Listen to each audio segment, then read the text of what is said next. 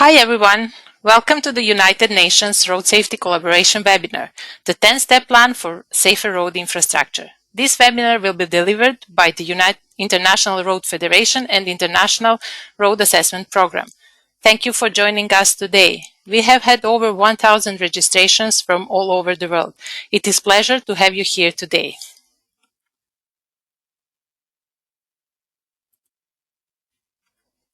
My name is Olivera Rosi. I am the Project Director at European Institute for Road Safety, which is a subsidiary entity of UNRSC based in Slovenia. I will be your moderator today. A few important housekeeping notes for you. Our webinar will last approximately 90 minutes. All attendees are muted, but you are welcome to post your questions on our chat at any time during the presentations. You can see the chat field on your control panel, so please post your questions there. During the webinar, we will have 2 points where we stop, and I will select questions for our speakers to answer for us. So please post your questions on our chat at any time during the presentations. If you are addressing your question specifically to one speaker, please say this in your question. This session is being recorded. The video and the presentation files will be available to you on our website, along with answers to questions that we may not be able to answer today. We have 6 presenters with us today. Etienne Krug, Director, Department for Social Determinants of Health, World Health Organization. Susanna Zamataro, Director General, International Road Federation. Rob McInerney, CEO, International Road Assessment Program. Romain Hubert, Acting Head, United Nations Road Safety Fund. Robert Liesinger, Chief of the Energy, Infrastructure and Service Section of United Nations Economic Commission for Africa. Veronica Raffo, Senior Infrastructure Specialist from the World Bank. Thank you all for accepting our invitation for this webinar. The agenda for today is we will begin with Etienne Krug, who will introduce UN Road Safety Collaboration to us. Then a recorded message from John Todd, UN Special Envoy for Road Safety, will follow.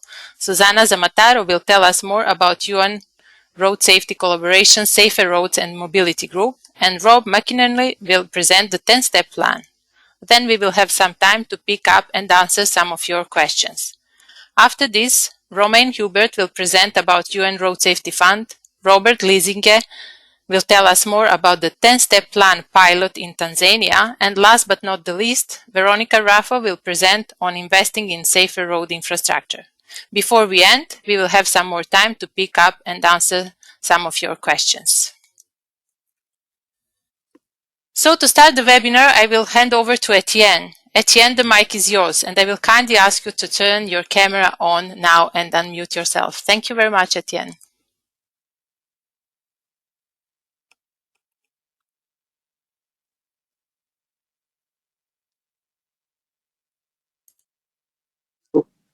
Thank you, Etienne. We can hear you well. Thank you.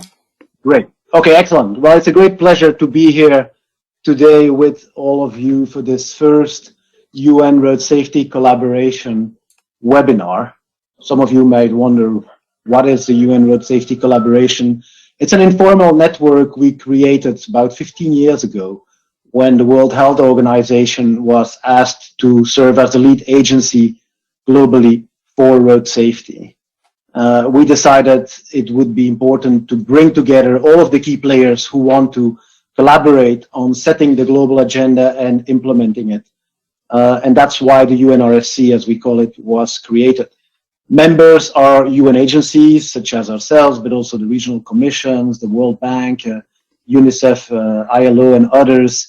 Several member states ranging from France to South Africa, from the UAE to Brazil or Mexico, Thailand, etc., as well as a large number of civil society groups, foundation, and academic centers.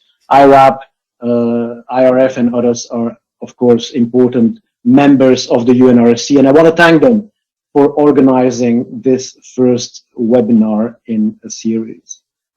These are very important times. I think it's 8 months ago, 7 months ago, we all gathered, or many of us certainly gathered in Stockholm for the 3rd Global Ministerial Conference with huge excitement, huge enthusiasm to strengthen and scale up action on road safety. And then came COVID. All of us were locked down for a while in our different countries and homes. In some places, traffic was stopped with a positive result actually on road safety. In some others, actually, the result was not as good and some even worse due to people speeding up. But certainly the focus shifted from road safety to, of course, the response to the outbreak. 10 days ago, a very exciting development happened. The UN General Assembly adopted a new resolution on road safety. And it declared 2021-2030 the second decade of action for road safety. And this is a fantastic opportunity to regain momentum and to scale up action. The first decade was great. A lot of activities took place in many countries. The international community got strengthened. Road safety was put on the SDG agenda. We got a road safety fund and a special envoy. The NGO community got very, very much strengthened by creating a global alliance, a youth group for road safety. So many things happened at the global, at the regional, and the national level. But unfortunately, we did not manage to decrease the number of deaths. We did avoid an increase, which was good, but we didn't go down. The second decade comes with a new target, 50% reduction of deaths between 2021 and 2030, with a request for WHO, the regional commissions in collaboration with the UN Road Safety Collaboration partners and others to develop a plan for achieving this 50% reduction. There's also a call for a high-level meeting, or decision to host a high-level meeting, I should say, of the UN General Assembly before the end of 2022 to create the necessary political will. And a large number of technical items are stressed, the importance of thinking about sustainable mobility, more walking, cycling, public transportation, the importance to continue improving behavior through legislation and enforcement, as well as advocacy, work on vehicles, work on trauma care, but of course also work on infrastructure. And therefore this webinar is important to discuss where we are and what the next steps should be. So welcome to all of you to the webinar. I very much look forward to learn more about the plans on infrastructure, a key component to make our roads safer. Thanks for being there and thanks for having me. Thank you, Etienne. I will now play a message to all participants of this webinar from Jean Todt, the UN Special Envoy for Road Safety. Please be patient just 1 or 2 seconds for video to start.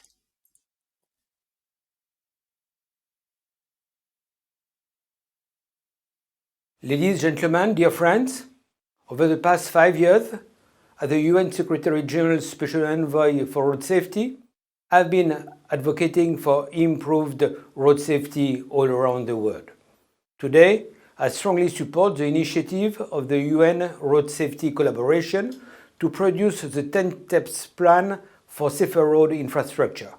Nowadays, more than 1/4 of the 1.35 million people killed and 50 million injured every year are pedestrians and cyclists.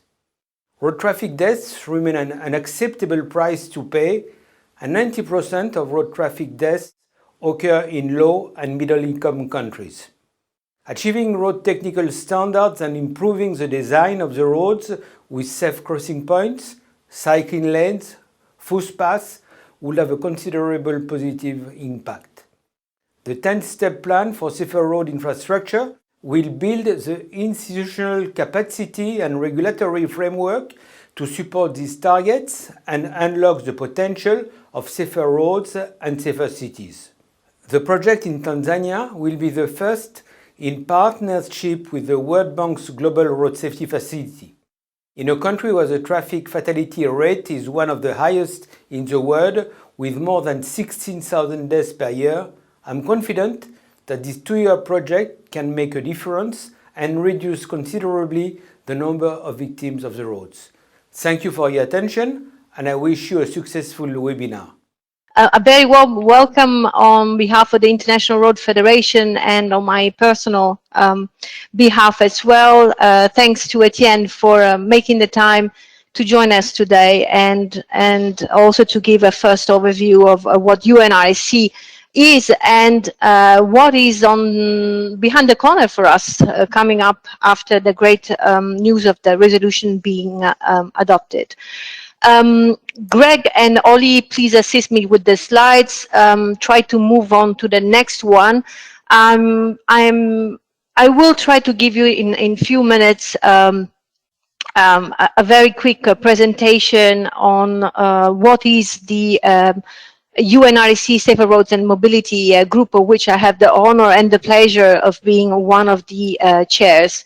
The Safer Roads and Mobility Group is one of the different working groups or project groups, as we call them, within the umbrella of UNRSC. It takes its name, of course, from the Pillar 2 of the Decade of Action plan on road safety. And as Etienne was saying, I would summarize this by saying we are the infrastructure group, the infrastructure people.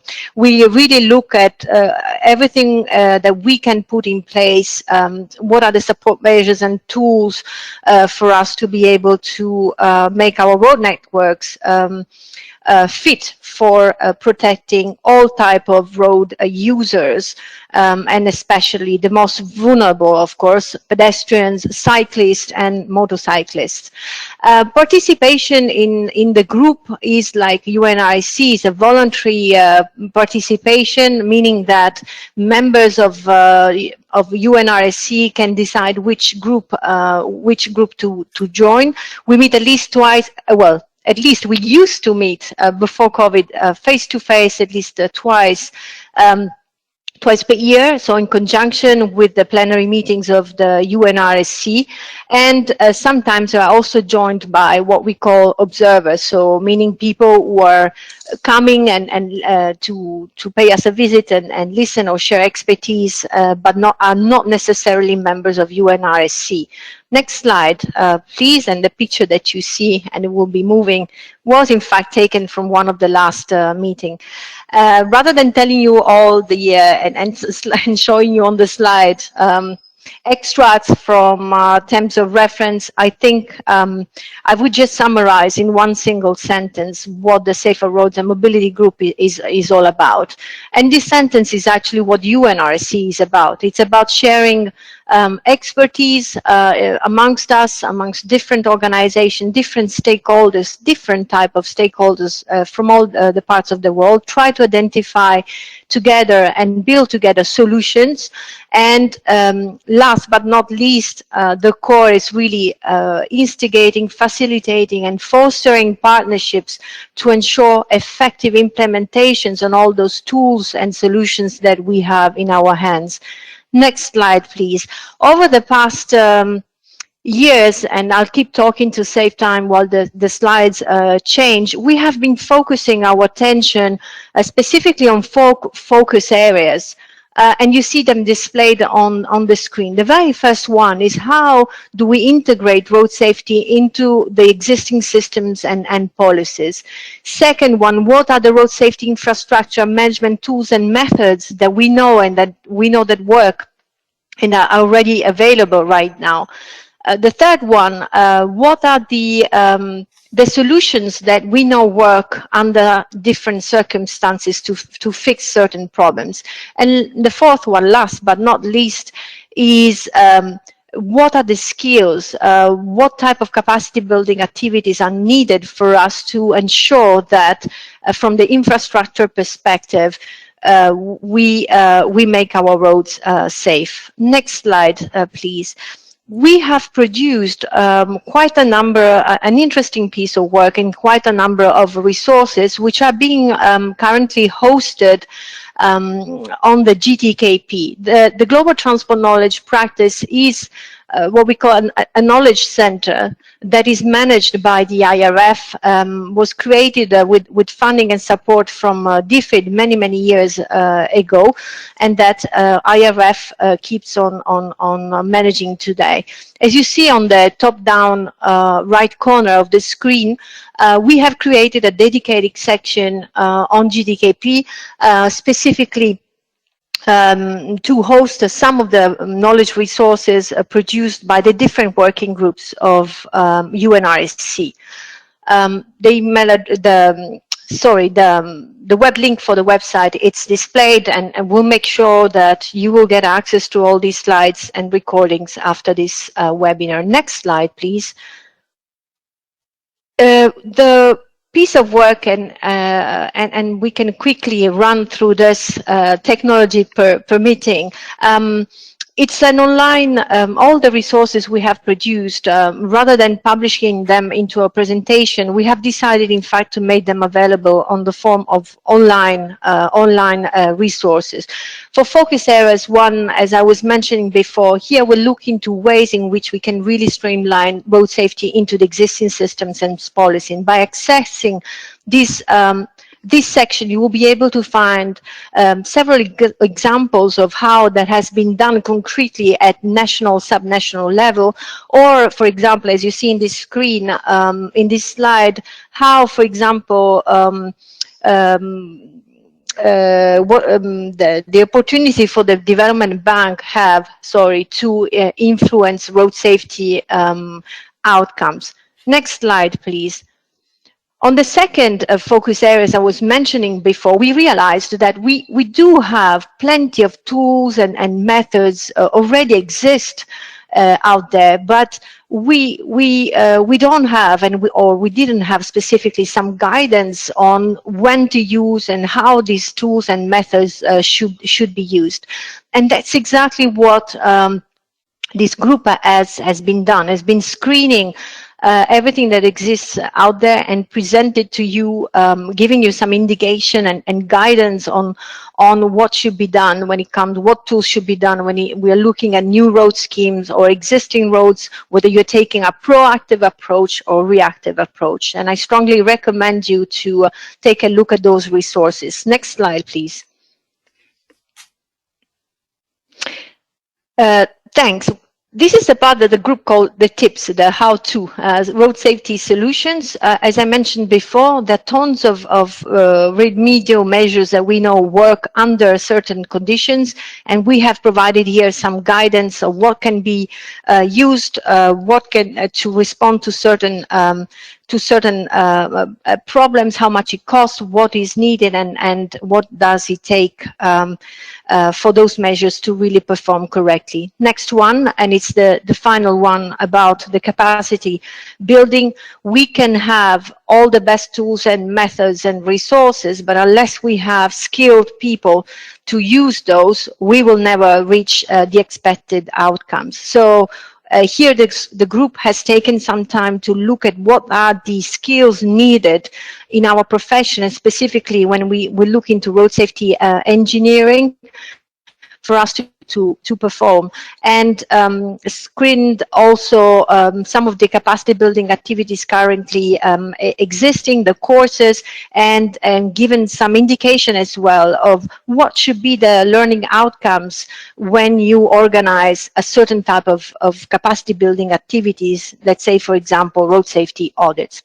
Next one, please. I know it takes a little bit of time. Know as well that everything that I've said is nicely summarized in this leaflet about the Safer Roads and Mobility Group that you can still find as well on the GTKP website. Next one, please. Know as well, and I'm already anticipating while the slides are changing, that even Project Group 1 from UNRSC, what we call the Road Safety Management Group, has produced a number of resources that are also hosted on the GTKP. Next slide, and you see them displayed here as well. A different way of presenting them. It's a short summary and a listing of all the latest publications, and a number of resources have been produced so far. Next one, and I think I'm really getting to the core and final slide. The 10-step plan for safer road infrastructure is the latest production from the Safer Roads and Mobility Group of UNRSC. It was finalized at the end of 2019. We launched it in Stockholm during the ministerial to which Etienne was referring, February 2021. And the Tanzania project pilot is the very first attempt we're making at implementing concretely into a country this framework. The only thing I want to say about this, because Rob will give you a full presentation on it, this work is really it's the real essence of UNRSC. It's bringing expertise and together and forging and forming partnerships to deliver on the ground. Moving forward, Etienne mentioned we have a new decade of action coming up, and the plan, more and more focus will be around mobility around cities, and we will look forward to scale up the 10-step approach in other countries. So my appeal to you is get involved. You can all submit knowledge through the GTKP as well. Reach out to us. You have my personal email address in there. Thank you very much for joining, and allow me to thank all those who are involved in the group. I cannot mention all of them, but FIA, all the banks, all the development banks, iRAP team, PIAC, ARB, the Australian Road Research Board, WRI, many others. And I apologize if I don't have the time here to acknowledge the contribution of all of them. They've done a tremendous work. And again, I want to say this is all voluntary work. Thank you very much. Back to you, Ollie.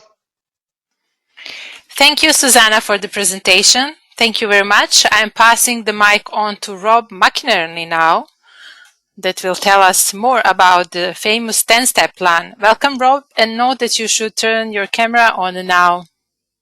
Great. Excellent. Thank you very much, Olivera, and thanks, Susanna, and also to Etienne. It's my pleasure to share with you the details of the 10-step plan. It is such an exciting time, as Etienne said, the significance of the UN General Assembly and calling the second decade of action for road safety really gives each and every one of us new energy to build on what we've achieved in the last decade of action, and to make sure we do things different enough to be successful in this next decade. And so the 10-step plan is very much focused on helping countries build the local capacity and local ownership to deliver on the two key targets that have been agreed by member states worldwide. They are part of 12 global road safety performance targets that all of member states have signed up to. And those two targets for infrastructure are target 3, that all new roads should be built safe for all road users or meet that minimum 3-star or better standard. And for existing roads, that we invest in a very targeted way over the next 10 years to bring those roads up to that equivalent of a 3-star or better standard by 2030. And so the 10-step plan has been developed by the UN Road Safety Collaboration members, all of those different partners that Susanna mentioned, bringing all of that expertise together as a partnership and making it fully available for you in your country to deploy, and in particularly potentially deploy with the support of the UN Road Safety Fund. Next slide, please.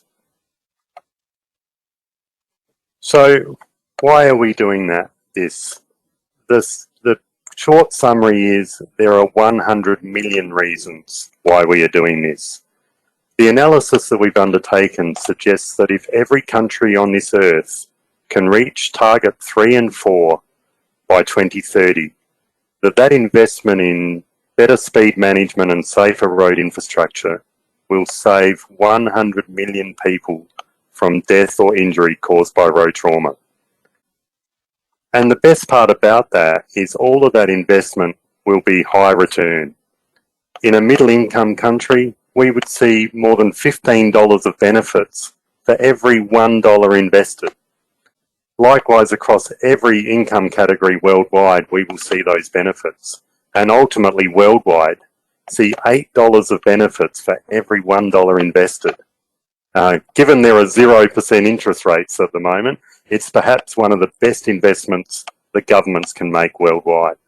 Next slide, please.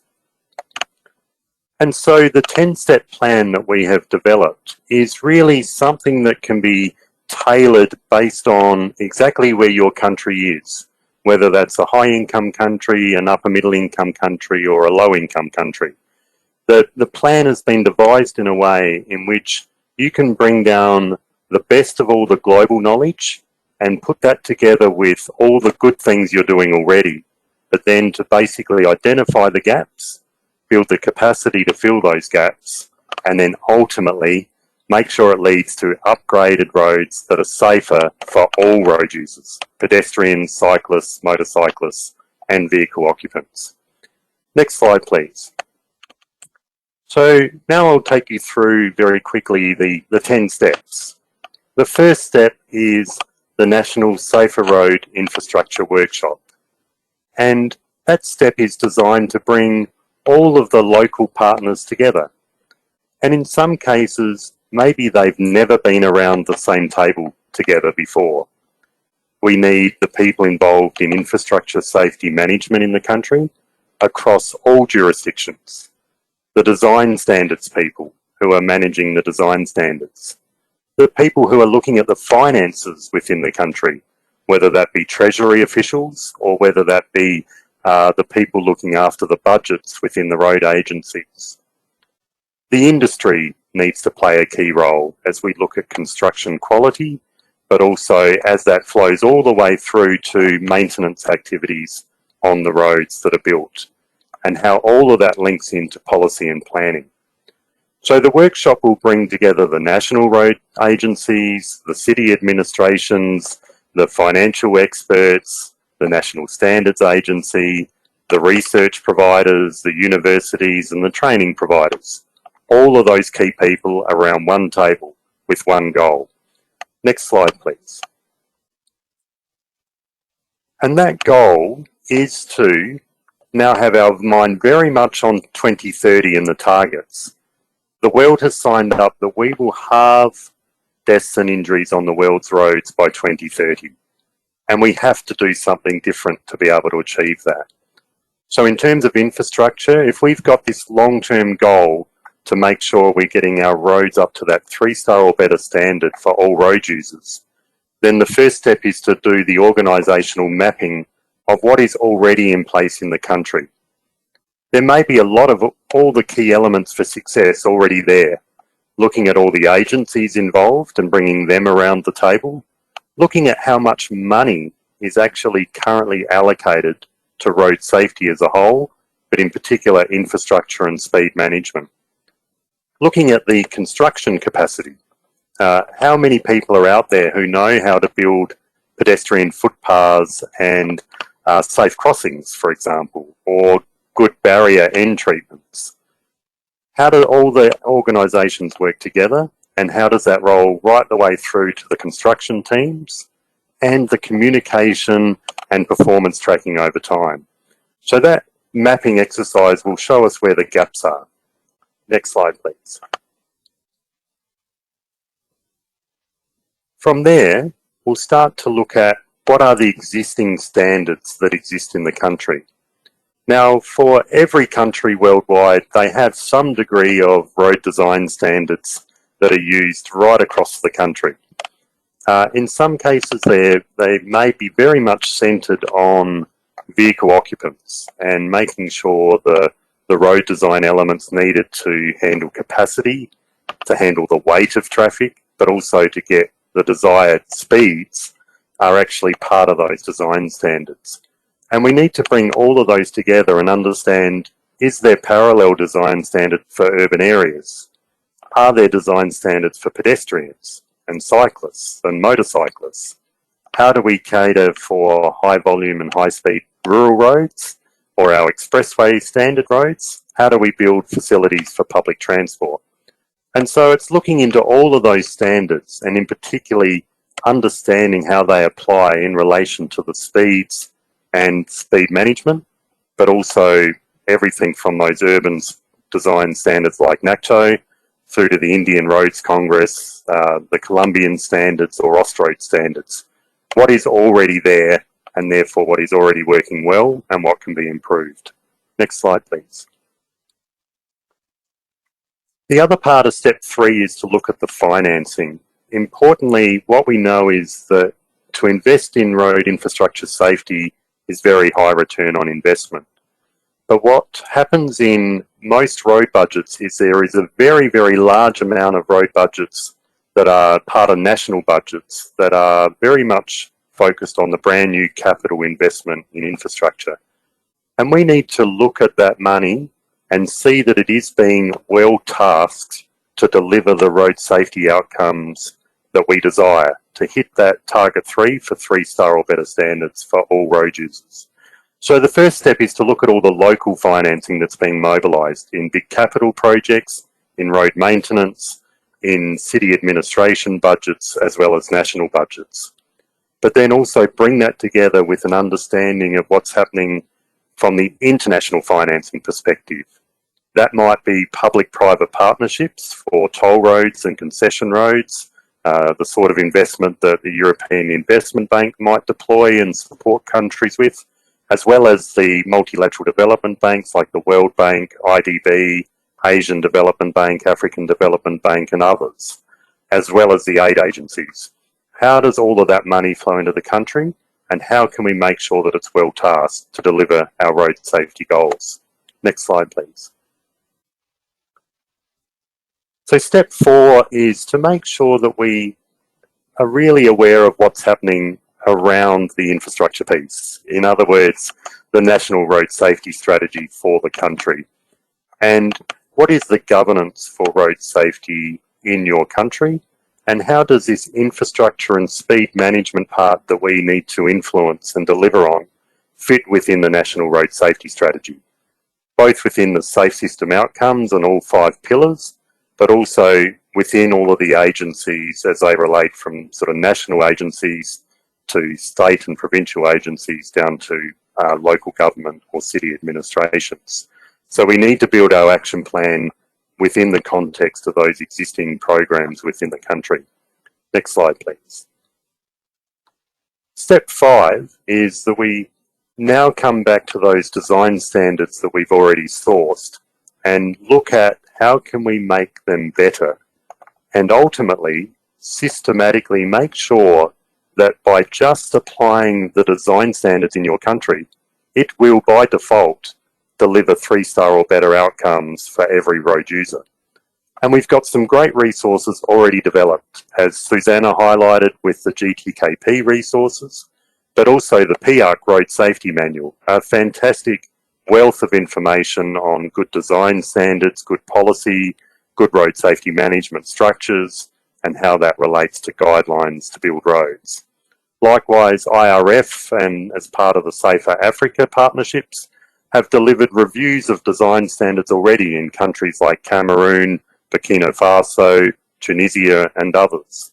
And in Asia, the UNRSC has actually brought together all of the countries that are looking after the Asian highway network, some 141,000 kilometres of road across 32 member countries.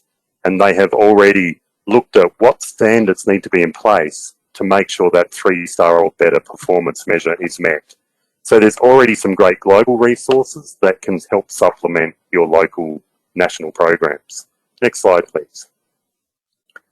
Step 6 then is to look at building the local capacity.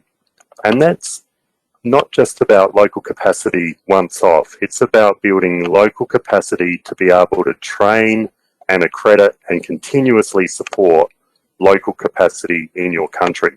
So working with the universities, working with the research agencies, working with the government institutions in the country to basically build a level of professional training and accreditation that can be there permanently and support all the new people that are going to be key to mobilise to deliver on these targets.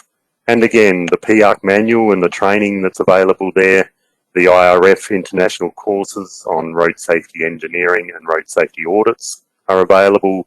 The iRAP accredited supplier network that can be there for the surveys, the coding and analysis, and the star rating of designs. A lot of those existing programs are available, and the aim is that we can mobilise those within the country fit for purpose for what's needed in that specific country. Next slide, please. Step 7 is where we look at really consolidating the local leadership of your very own road assessment program. This is the case in Europe, where UNRSC is working together and building national licence schemes that are led by the national government, the mobility clubs, the expert research organisations and universities. They all come together and they manage the program in their country.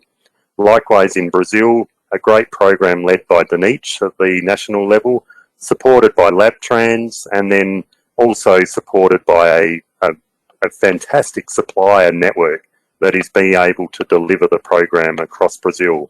Similar, we see Malaysia RAP, Thai RAP, India RAP and China RAP joining forces on motorcycle safety and trying to enhance that. So the aim here is that we build a locally led program with local leadership, local experts, local results and local impact, but part of a global network of support to back you up every day. And likewise, the iRAP and PARC networks are also available in the same way. Next slide, please. Step 8 is really to look at some projects that are underway in the country. So what we're looking for here, and certainly the UN Road Safety Fund and the Global Road Safety Facility are keen for immediate results. Can we look at projects that are just about to be built or are currently in the planning phase and make immediate interventions that will improve the star rating standard of those roads and save many, many lives in the years ahead? And so our aim is to look at some of these existing projects, and thanks to the World Bank Global Road Safety Facility, we've built a star rating for designs tool that makes it very easy for you to explore whether that next road project is going to deliver on target 3 and be safe for all road users. You can look at the options between routes. Will Route 1 deliver a 2-star for pedestrians or motorcyclists? What should we be doing to make sure that we are 3-star or better for all road user groups? And that's now very easy and can be done transparently, and we'll be building skills and capacity within the country to be able to do that all yourself. Next slide, please. Step 9 is to recognise that we have to get construction quality and performance tracking right. Many of you in road safety would have seen those photos where there might be a light pole that's on the roadside of a barrier.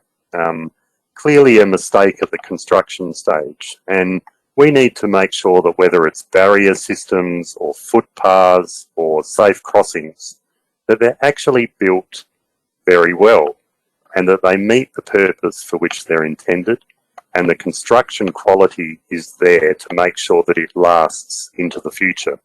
Whether that's line marking, whether that's signage, whether that's all those elements that we've built into the design, we need to make sure that they're built well and built for the long term and built to save lives.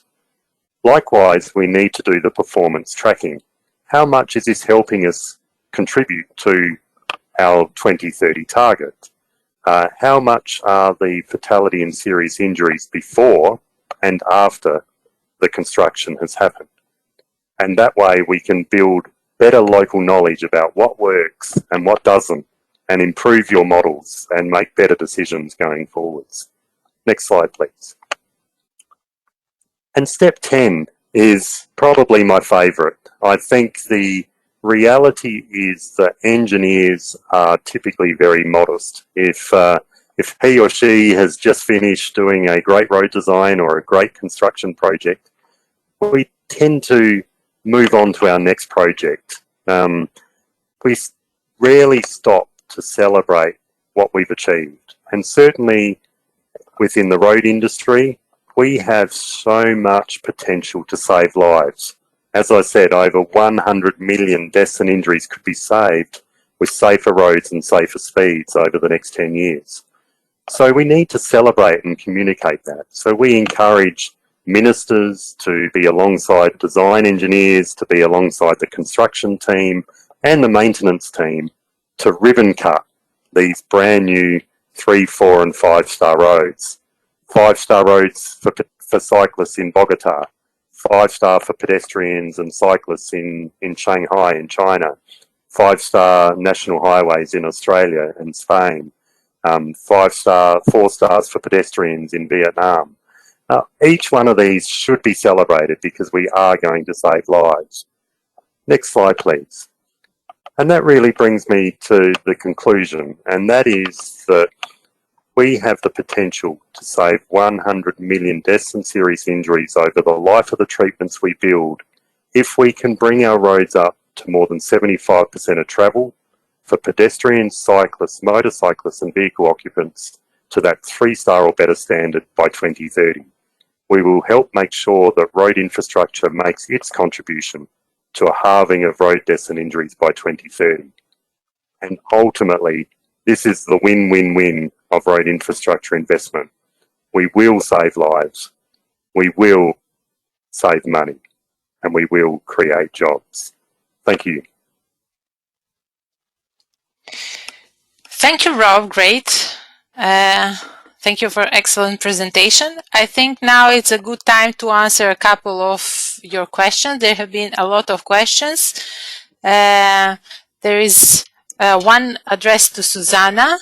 How can we join the Safer Road and Mobility Group? Susanna, if you would like to unmute yourself and respond. Yes. As I said, there are two different options. It's either you're a member of UNRSC, and on that, WHO, who handles the secretariat for UNRSC, is better placed to respond on what is the exact procedure for you to join the UNRSC. I know that we accept some observers from time to time to come and sit with us to understand the type of work we are doing and how you can contribute. So my suggestion is get in touch with me or WHO. You have my email address on the slides we have circulated, and we'll make sure that we'll respond and put you in the loop of the procedure for that. Thank you. Thank you, Susanna. And there are a lot of questions which can be summarized in one. How can we do a 10-step project in our country, and how much does it cost? There are too many questions that summarize this one. So, Rob, can you please respond to us? Excellent. Yeah, thank you, Ollie. So certainly the opportunity there is for all countries to adopt that 10-step plan, and you may also find it very useful just within your own internal resources to be able to look at that 10-step plan and to make a beginning. But the good news is that the UN Road Safety Fund has been established, and the UN Road Safety Fund partners with the regional commissions and the other UN agencies to work with countries to bring together the international partnerships that can be mobilised alongside your country local teams and the local partnerships that are essential for this, and to shape a project that is right for your country.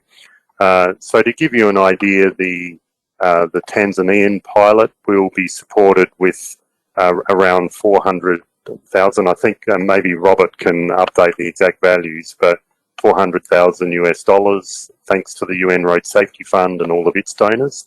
Plus, it's also have additional support from the Global Road Safety Facility and UK aid to bring it down onto some of the World Bank corridors. So there's some additional financing that's being mobilised to be able to make sure that the 10 steps makes an active contribution to the safety of those active World Bank projects in Tanzania. So, but again, the key is you can tailor the program to work for your country and how you mobilise the international teams alongside your local teams, and certainly put in applications to the UN Road Safety Fund, and I'm sure Romain will tell you more about that in his presentation. Thank you, Rob. And I think there is one interesting question I would also like to learn, and maybe we can address this to Etienne. Has every country agreed to new UN target to reduce road deaths by 50% by 2030? Etienne, if you are with us, can you please unmute yourself?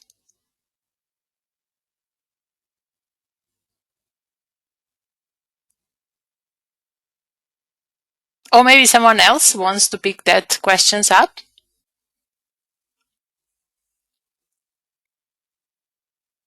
I'm perhaps happy to mention that. So certainly there is a recognition in the UN General Assembly that it is looking at the continuation of all of the SDG targets through to 2030.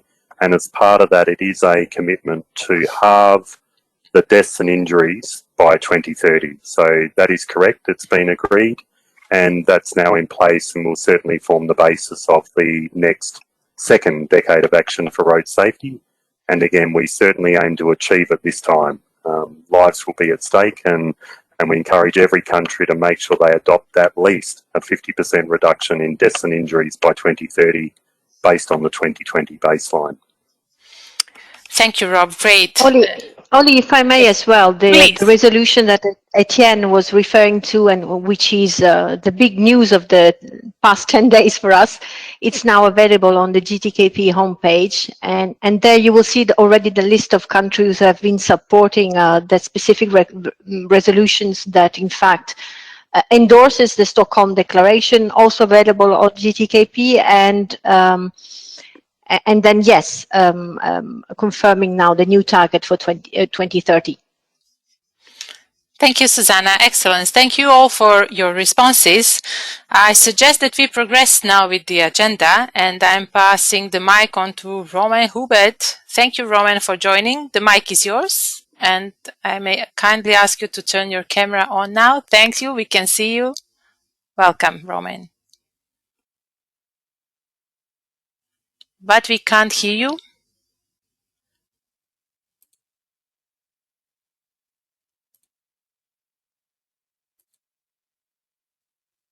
Thank you. Well, yes, the sound was cut. So good afternoon to all of you.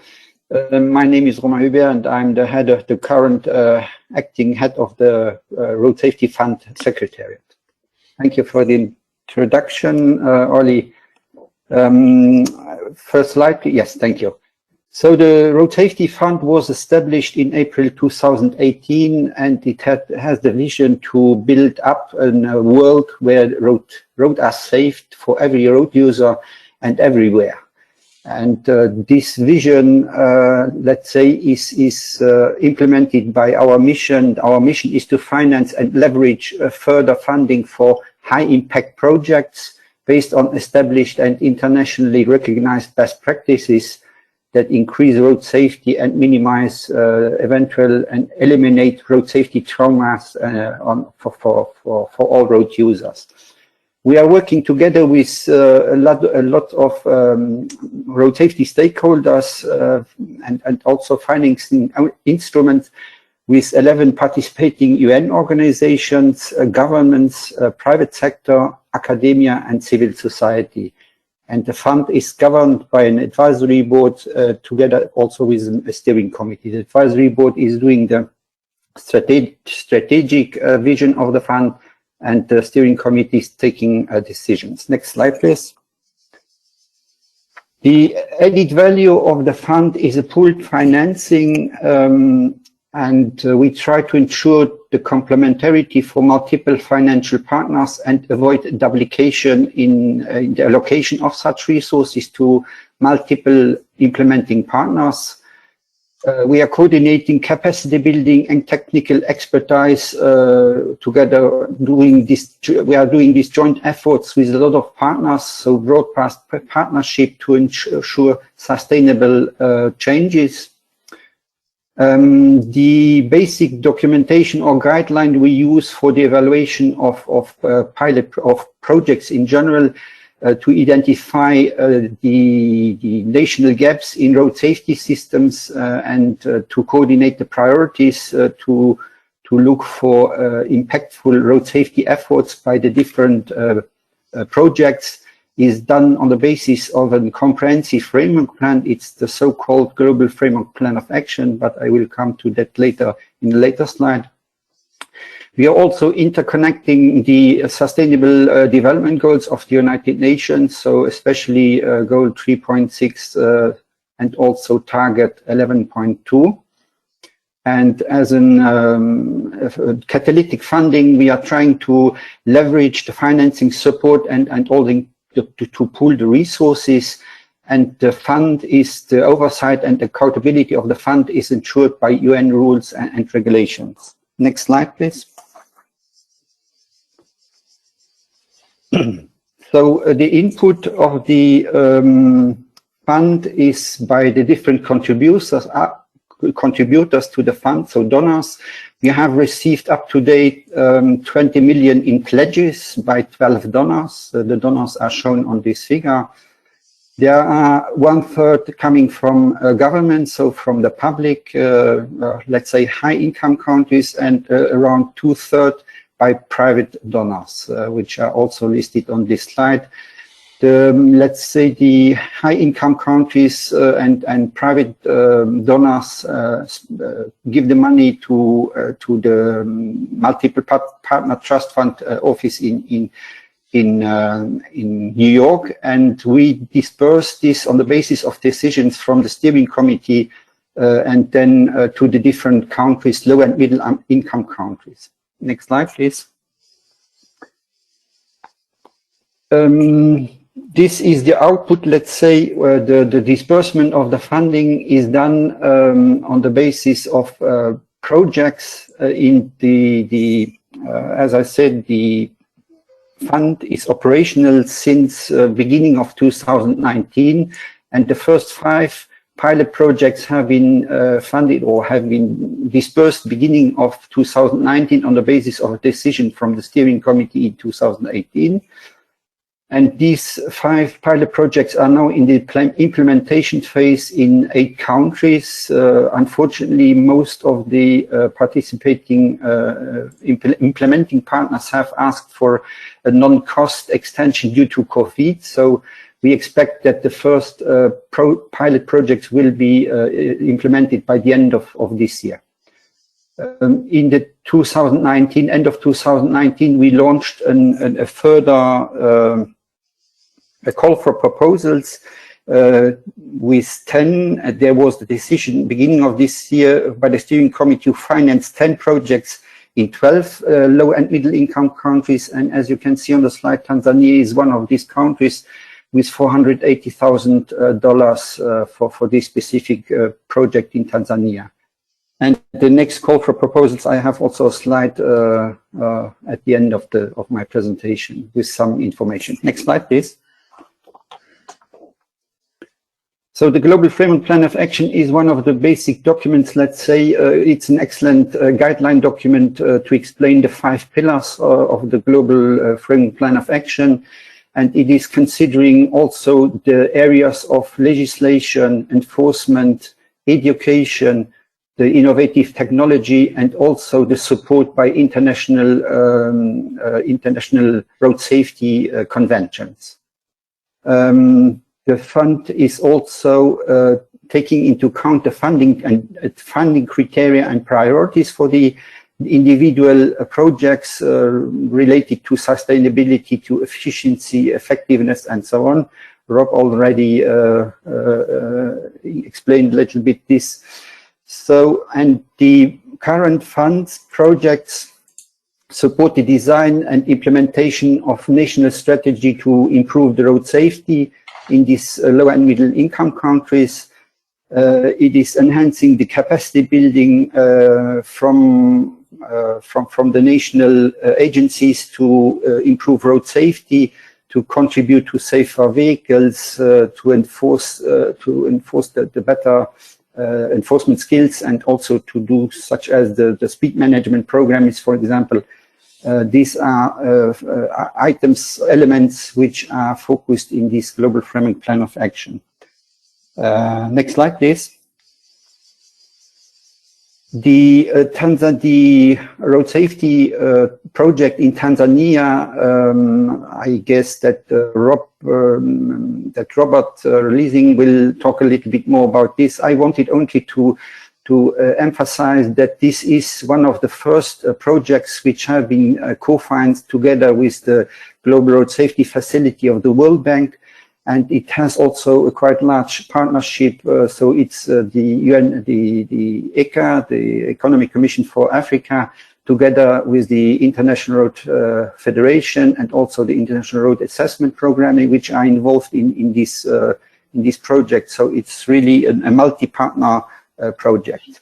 Next slide, please. And the next call for proposals will be launched by the Road Safety Fund by mid or end of October.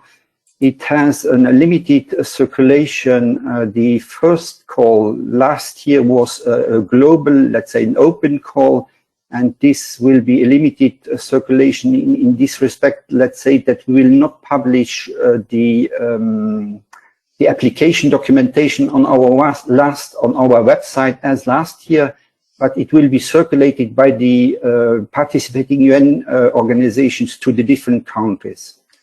And the next call for proposals, so in October, will focus on the support of impactful projects in low and middle income countries.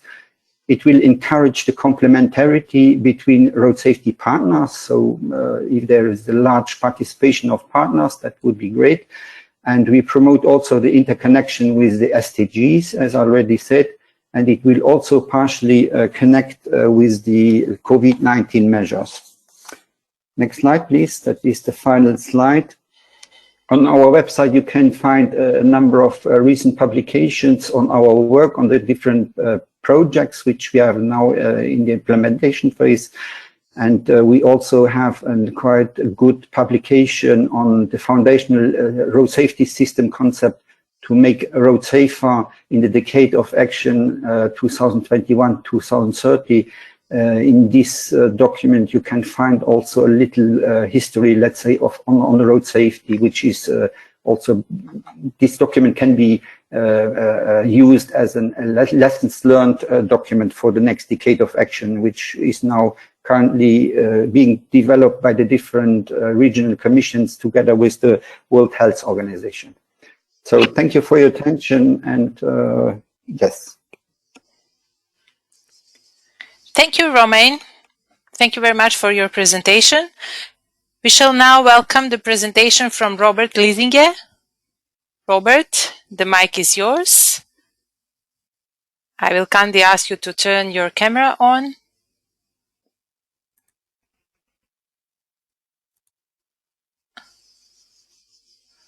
And unmute yourself. Thank you, Robert. Welcome. Thank you. Thank you so much. Let me start by thanking the International Road Federation and iRAP for inviting ECA to be part of this webinar. I'm very pleased to take part here. I think that some of these things in my slide have been mentioned by Rob and also Susanna. Right, we'll try to bring a fresh perspective with my more than 20 years experience in working on road safety in Africa. So how is Africa doing in relation to road safety? I can tell you that not very good. Although efforts have been made, I think that the rate of death and injuries is still disproportionately high in Africa compared to other regions of the world. You can see that on the chart, where the rate of death per 100,000 population is higher in Africa than in any other region of the world. It stands at 26.1 per 100,000 population in Africa. If we compare that to Europe at 10.4 or 9.3, you see how bad the continent is doing. Or even if you compare it to the world average of 18.3, Africa really is lagging behind. But we do know what can be done. I think we have done a series of assessments of progress in the implementation of the decade, and we have a fairly good idea of what can be done. I think one is the need to increase political will. I think we have seen in countries, I know of the case of France, for instance, so political will by President Chirac, I think, helped to improve road safety significantly. I think there's also the issue of accountability. There's room for improvement here. You do have many stakeholders working on road safety in Africa in an uncoordinated manner. I think that there's room for coordination and also having a lead agency would help. There's also the need to strengthen data collection on the continent. I think that underreporting is a rampant situation. And so most of the statistics that we have on road safety in Africa really may not be very accurate. That's why you have a huge discrepancy between what African countries report compared to what you see in WHO global status report. I think also we are aware that there's scope to build capacity for road safety on the continent. If you go to many road safety agencies on the continent, you will see how thin their capacity is. That's why ECA is encouraging the African Development Bank to promote the concept of centers of excellence for road safety. In fact, regional centers of excellence. And I believe that Tanzania is one of those countries. Cameroon is another, where the African Development Bank is trying to establish centers of excellence for road safety with the countries.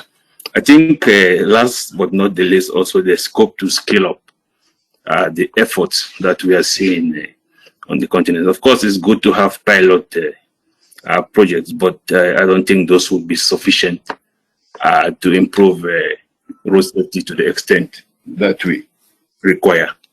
Next slide, please.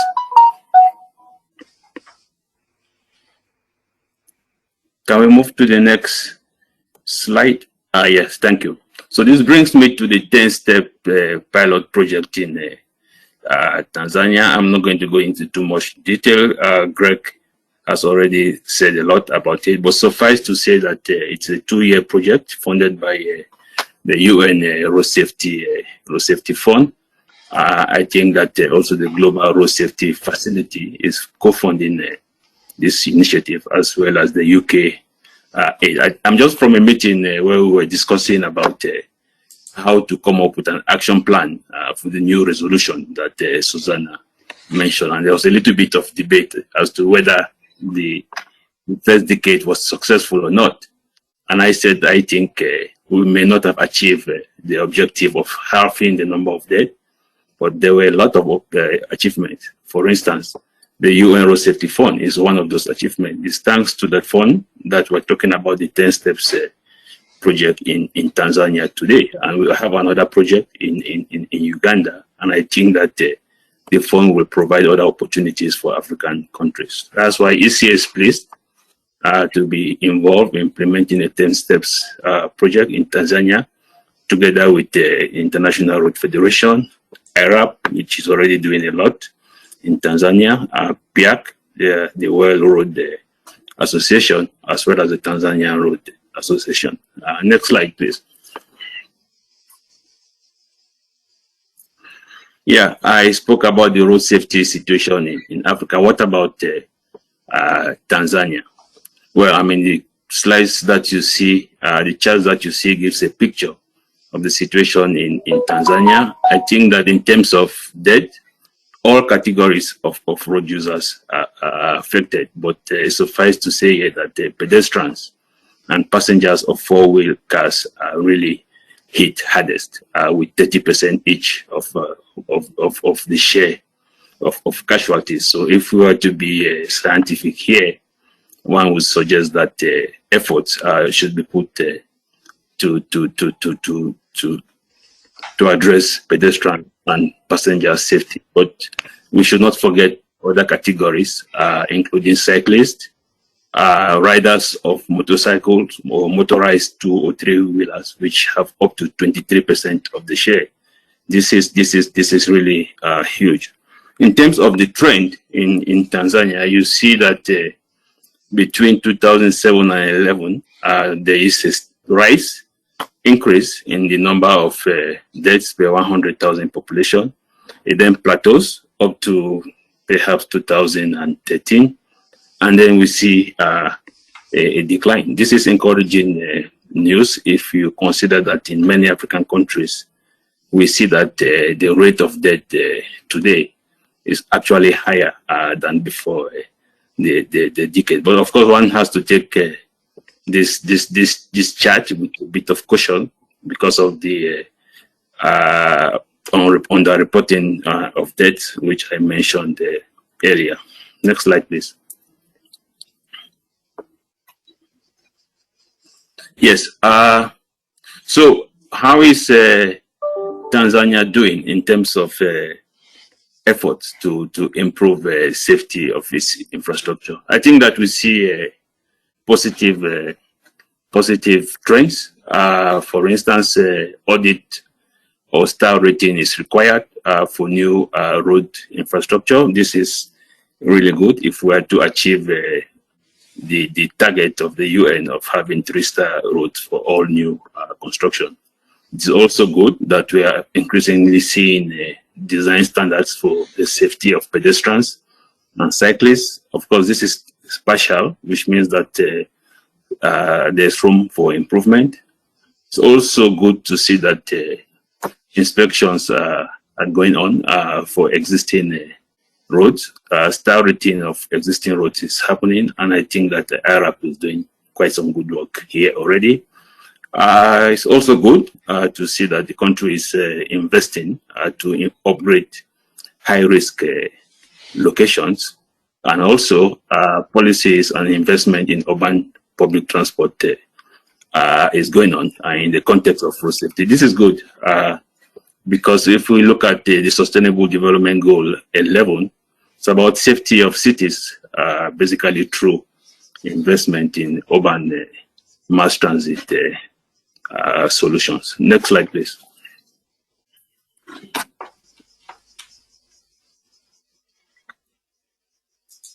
Yeah. So this slide shows you basically what assessments have been happening in Tanzania through iRAP from 2010 to 2019. So you would agree that iRAP has been pretty busy in Tanzania. In 2010, up to 3,100 kilometers of existing national roads were assessed. In 2018, there was assessment of the bus rapid transit corridors and designs in Dar es Salaam. 2018 again, we saw an assessment of 3,600 kilometers of existing roads.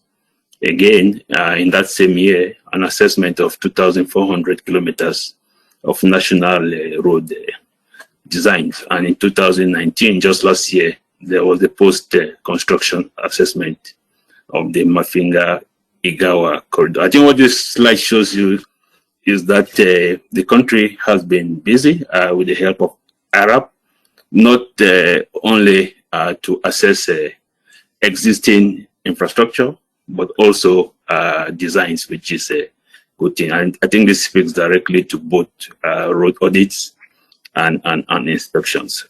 Next slide, please.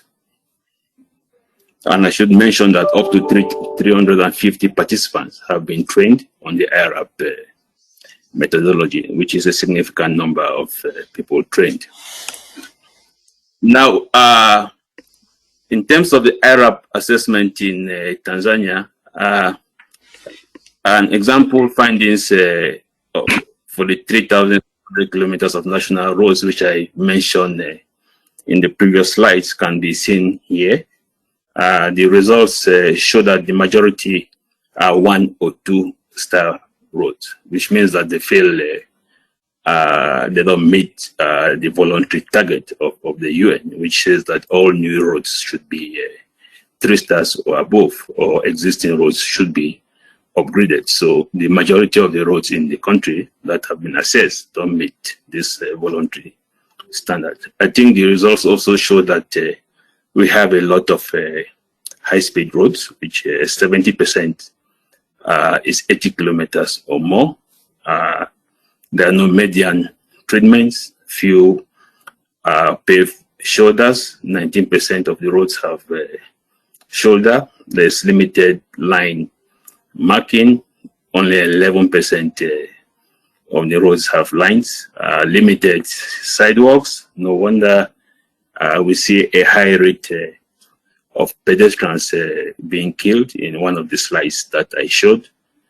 You don't have street lights. Only 1% of the road have street lights. I'm sure if we dive deep, we will see that a lot of accidents are happening in the night. So I think one just have to look at these figures to see that without even going into serious research, that a lot of head-on collisions may be happening in the country, in the cities. Pedestrians are in very serious risk, and that driving at night would be very dangerous. Next slide, please.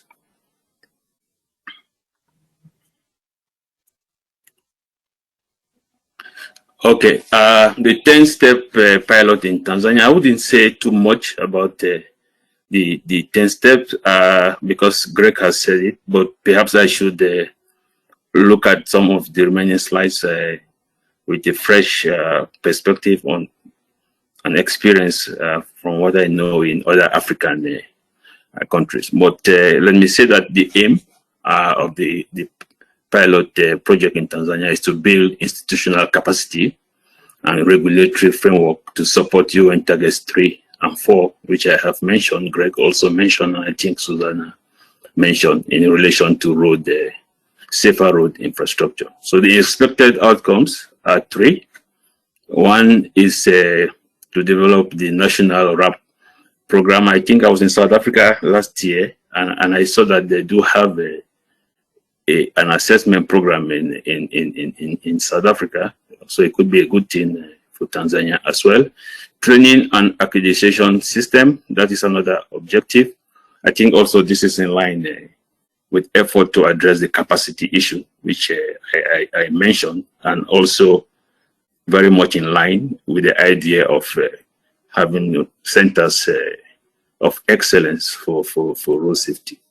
And I think the last one, but not the least as well, is to have impact on new roads and upgrades. I think Greg mentioned it. I think this project in Tanzania provides an opportunity that the roads that are being constructed now or are being designed go through the rigorous process to ensure that they are 3-star or above.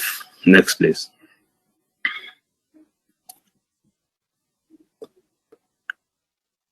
Can we move? All right. I think I'm getting towards the end of my presentation. I will not bother to take you through the 10-step one by one because I believe that Greg did that excellently. But suffice to say that they are clustered into 3 categories. The first one, which is gap analysis.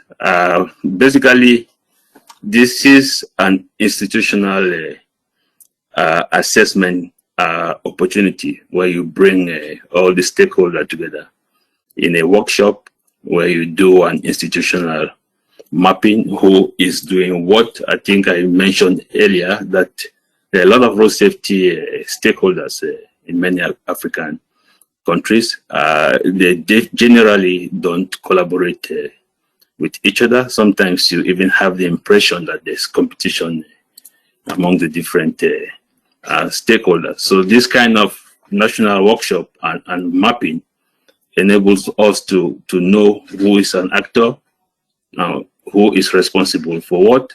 It also enables us to know the regulatory environment in terms of the strategies, policies, plans that are in place, and where necessary to develop a strategy. I think it's not necessarily intended to reinvent the wheel. I think this is a modular program where things that already exist will not have to be reinvented. I think the second Dear priority, Robert, 3 minutes, please. Okay. The second is the national standards and training. I think this is very important for road infrastructure safety. But I think another perspective is in relation to climate change, where we see increased frequency and severity of adverse weather conditions. So we do need to upgrade our design standards to take this into consideration. That's also talking about build back better in the context of COVID-19. And so the constructions that are going to take place now should be of higher standards. So this is important in the context of road safety to review and update the standards, but also in the context of building back better from an environmental perspective. The whole idea also of national training, accreditation, and certification is critical. I think last year we worked with the UN Special Envoy in Cameroon and Uganda to undertake road safety review, and two of the things that came out in these countries was to strengthen the capacity in audit and inspection. So this is critical. I think from step 7, 8, 9, and 10 is to do with safety management, which I will not bother to speak to, as Greg has already addressed that adequately. Next slide, please. So in a nutshell, the Tanzania 10-step plan is about building lasting institutional benefits. So what are the institutional arrangement? What are the plans, policies, strategies that exist? Are they sufficient? If not, this is an opportunity to upgrade with the knowledge that we already have. Secondly, it's an opportunity to mobilize national and international partners in collaboration. You could already see that the UN, in the form of UNRSC, we are working closely with the International Road Federation and iRAP and the Global Road Safety Facility to undertake this work. I think also it's a unique opportunity to show immediate impact on new roads and to upgrade existing ones so that we can meet the UN voluntary target of having 3-star roads now and by 2030. Next slide, and I think that should be my last slide.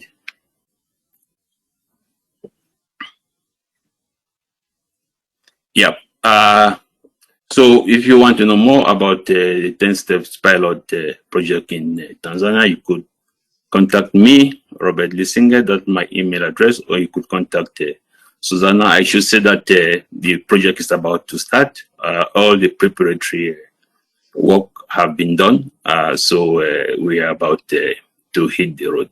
Thank you, and back to you, Oliviera. Thank you, Robert, very much. Thanks for this excellent presentation. I will now try to ask Greg to hand over the screen to me so I can show the screen and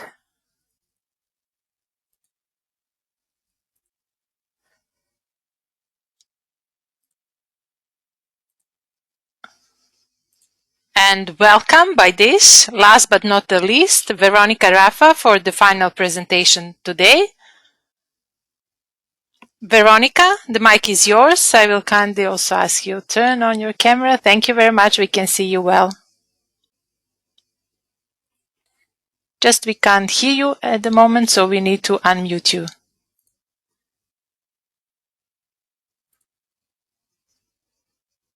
You're self-muted. If you can unmute yourself, that will be great.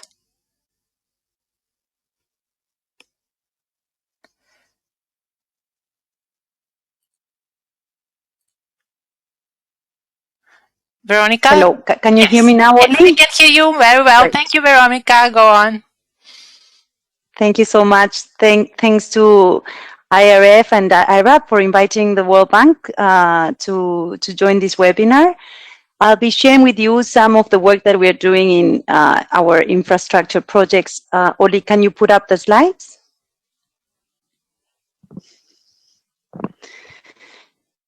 Thank you, Oli. Let's move to the first one, please. So I want to share with you how we conduct the infrastructure projects at the World Bank. There has been a very recent reform in our environmental and social frameworks and policies that now require road safety to be an integral and a part of project design and project implementation. This is now an obligation for all of our borrowers. So in the very large portfolios that go into transport operations, but also to other sectors in investment in infrastructures, in, for example, the water sector, energy, borrowers need to comply with a set of standards that now include issues related to road safety risks. And maybe the key idea that I want to share with you is that this will have not only a direct impact on making the infrastructure built by World Bank projects safer, but that in the long term, this can lead to changes in national systems. And I'm saying this because this is what we saw with the environmental standards that were mandated by for World Bank projects and other multilateral development banks back in the 80s, that eventually led to major legislative reforms in recipient countries, with the passing of legislation requiring environmental management plans. So we hope that now with the inclusion of road safety as a key part of our safeguards and social and environmental frameworks, eventually middle and low income countries that are recipient of World Bank loans will go down that road of reform. The World Bank team has prepared a good practice note that can be a very valuable resource for all of you, where we present best practices in terms of how these new policies need to be integrated in infrastructure projects. Next slide, please, Oli. So the other key comment that I want to make with this new legislation or policies for our investment operations is that road safety needs to be addressed throughout the entire World Bank project cycle. Borrowers are required to identify, evaluate, monitor the potential traffic and road safety risks to workers, affected communities, and all types of road users throughout the project life cycle. So from preparation, during implementation, and even during operation of the infrastructure. So this leads to the obligation of recipient countries or cities when the loan goes to a subnational entity to address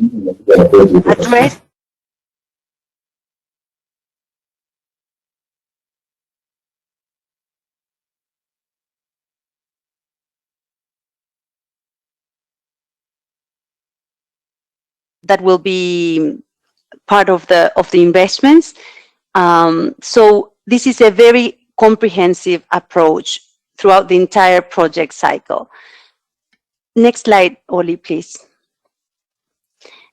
Another key principle that is embedded in this new policy framework of our environmental and social framework is that, and that is reflected in this good practice note that we've created for our client countries and key stakeholders, is that it is rooted in the safe system approach. We know that this approach requires a shift in responsibility from the people using the roads to the people designing the roads. So that principle, that vision is very much embedded in how these new standards and safeguards need to be applied both by our counterparts, government counterparts, and also by World Bank teams. Integrating core management functions with the action areas or interventions that the investment operations will be financing. So there's a very strong focus on building institutions and designing cost-effective interventions. That's very much reflected, very well reflected in this good practice note, identifying with evidence-based data and knowledge that has been produced, which are the most cost-effective measures to address the key risks that have been identified for the different operations, either in the urban sector or in the road sector, rural roads. We know that countries at all income levels can adopt a safe system approach. And in fact, we know that this approach addresses the key challenges that low and middle income countries are facing, such as inadequate road design, lack of planning for pedestrian and other vulnerable users in cities and rural roads, the inequity of road traffic deaths, the sprawling nature of urban expansion, which in fact foster unsafe roads and unsafe mobility. So we see this vision very well aligned with the objectives of these new standards, and so a very strong focus on how these new standards need to be applied in investment operations financed by the World Bank will require this strong attention to governance and institutions assessing where those institutions in our client countries need strengthening, a very detailed attention to the design of infrastructure to ensure that the designs are safe and complying with the best international standards, 3 stars or above, aligned with the voluntary target 3, a very strong focus on vulnerable road users. And let me just finish by saying that we see this very much aligned with many other SDGs. So we want to make road safety also part of this broader SDG agenda to give it, in a way, I would say, more force, but also more integrated approach into the development objectives of our operations. The benefits of, for example, the safe system approach, we believe can catalyze a positive feedback cycle of change in our recipient and client countries. An example, in an urban mobility project, if we make streets safer, if we put investments and the focus on sustainable mobility and public transport systems with a more humane approach as a result of human-centered design of streets and mobility systems, this will reduce vehicle numbers, speeds, it will improve air quality, more people will feel comfortable walking, cycling, taking public transport, which will contribute to a reduction in emissions. So compounding all the benefits associated with the 2030 Agenda and other SDGs. So we believe that this is the vision that these new policies put forward for both World Bank teams and our counterpart teams in middle and low income countries. Next slide, Oli, please. On the specific topic that we're talking about today, we are very happy to be joining forces with the UN Road Safety Fund, with iRAP and iRF to provide through the Global Road Safety Facility an additional grant to the 10-step plan for safer infrastructure in Tanzania, where this new tool will be applied to existing projects and projects under preparation in Tanzania. In fact, I've presented you this new policy framework for our operations. The 10-step plan is very well aligned with the objectives of our new safeguards framework, and it can prove to be a very valuable tool for all of our operations. So the idea with this GRSF grant is to help the team that will be implementing this tool in Tanzania. Well, first, to apply to specific World Bank projects. We have, for example, the Dar es Salaam Urban Transport Improvement Project that is building BRT phases in Dar es Salaam, the Dar es Salaam Metropolitan Development Project, the Tanzania Strategic Cities Project. There's a project under preparation for rural roads.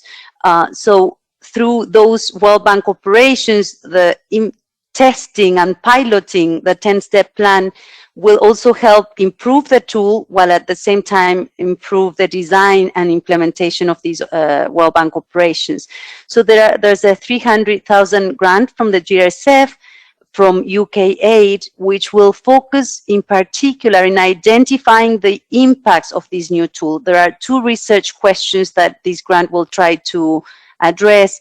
How effective is the 10-step plan for safer infrastructure approach in improving the road safety skills and knowledge of local stakeholders involved in road transport projects in Tanzania? and the standards that are deployed in those projects. And the second question is, how effective is the 10-step plan for safer infrastructure approach in improving the safety performance, speed management, road design features, star ratings, and casualty reduction of transport corridor projects in Tanzania? So we hope that very fresh evidence will come out of this initiative co-financed by the UN Road Safety Fund and the GRSF to help us continue improving the performance of our infrastructure operations in the medium and the long term by building capacity in the countries where we work, starting in this case with Tanzania. Can we move to the next slide, Oli? I want to share now examples of how this vision is being applied to current World Bank operations. And I've selected projects from different regions and from different sectors to show you how this is has to be applied to the very wide spectrum of all of our operations. So starting, for example, with this project, the World Bank loan for in the amount of $250 million for the city of Quito in Ecuador for the construction of their first metro line.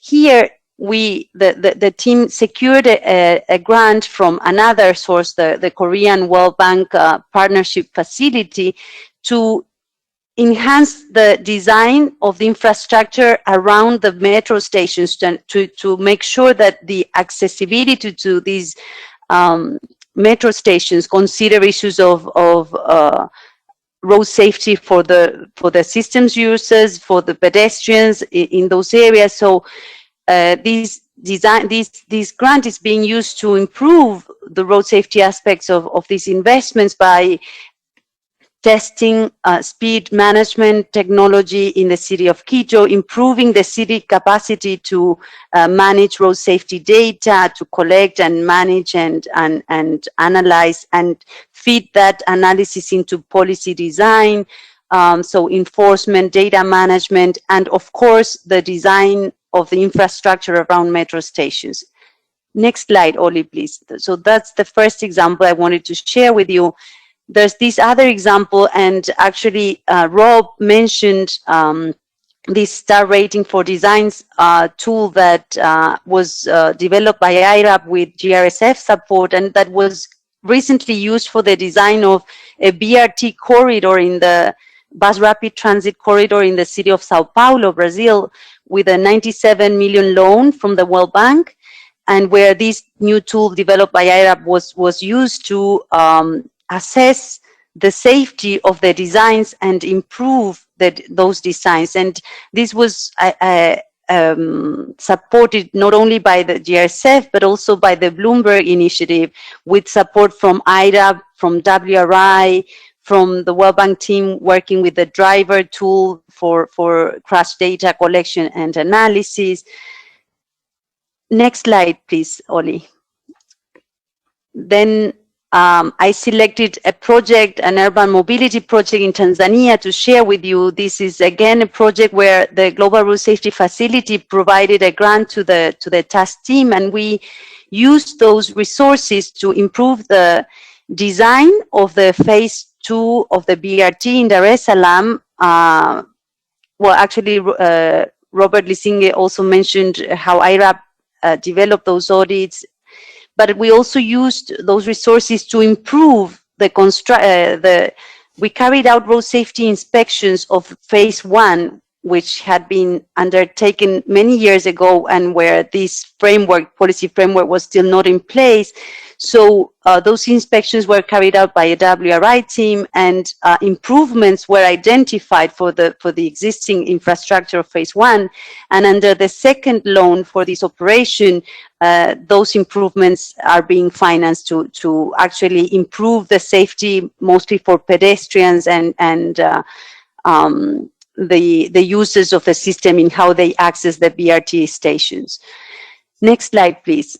I've included as well a couple of examples from the road sector, moving out of the urban transport sector to the road sector. And here I included an example from India, Karnataka State Road Development Loan, $350 million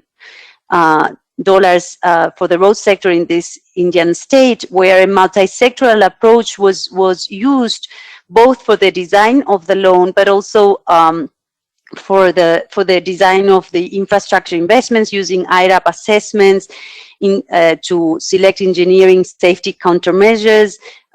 There was also, as I said, this multi-sectoral approach where the focus was placed not only on safer infrastructure, but also enhanced police enforcement, improved post-crash medical response, following this idea that I shared with you at the beginning of looking at the entire project cycle from design all the way down to operation. So the loan included this multi-sectoral component where investments have been made not only on engineering safety countermeasures, but also on improving the capacity of the Karnataka state in terms of road safety management and management functions more widely. Rooted, of course, in the safe system approach. And here, the demonstration corridor where this approach was tested, the Belgaum-Yaragati corridor, has already been finished, and we can already see the impact of this detailed and systematic management approach to road safety, with 27 deaths and 124 injuries prevented already per year. This is a 44% reduction in deaths and 42% reduction in injuries in this corridor, which is actually matching the forecast of the iRAP modeling during the design of the investments. Next slide, Olive, please. I have here as well an example from the rural road sector in Tanzania. This is a project that is currently under preparation and that will in fact benefit from the 10-step plan approach. It's a project that is being designed with TARURA, the agency in Tanzania in charge of rural roads. It's a 300 million loan that will be presented to the board of directors in early 2021, and where the team has been using what they call a people-centered road safety approach. Very strong on community engagement during the preliminary design of the project, a very strong engagement strategy in a second stage during the preparation of final designs for every single investment for the rural roads that will be targeted with this loan.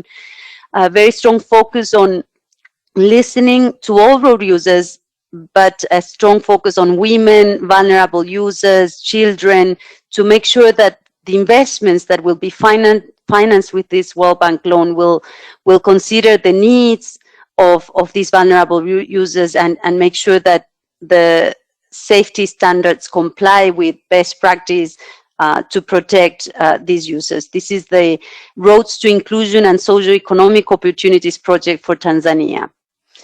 And the final project I wanted to share with you, Oli, next slide, it's a project in Nepal, where the GSF financed 73,000 meters of crash barriers. But instead of listening to me, I want to finish with giving you the chance to listen to the beneficiaries of this project in Nepal. And I'll finish with this 1-minute video because at the end of the day, this is what matters the most: the impact that our work can have on the people that are targeted by these development operations.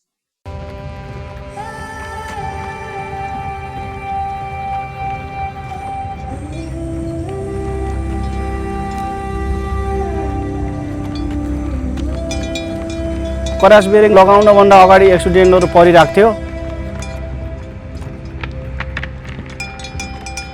यो लगाइसकेपछि धेरै रोकथाम गरेको छ, यो मान्छेहरु पनि बचाएको छ यसले।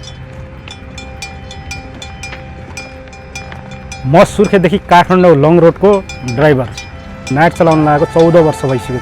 महिना अगाडि कर्णाली राजमार्गमा जाँदाखेरि ओह्रालो थियो ब्रेक फेल भइसकेपछि मोडेर भित्तातिर लगेर मैले बचाएको थिएँ गाडीमा 36 जना प्यासेन्जर थिए बेरियल भएको कारणले गर्दाखेरि कसैलाई केही भएन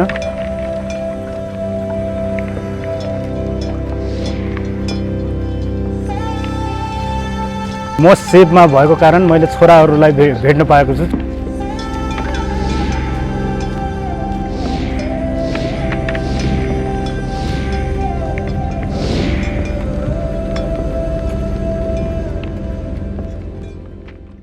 Thank you, Oli. Back to you. With that, I finish my presentation. Thank you, Monica, very much. Thank you, Veronica, sorry, very much.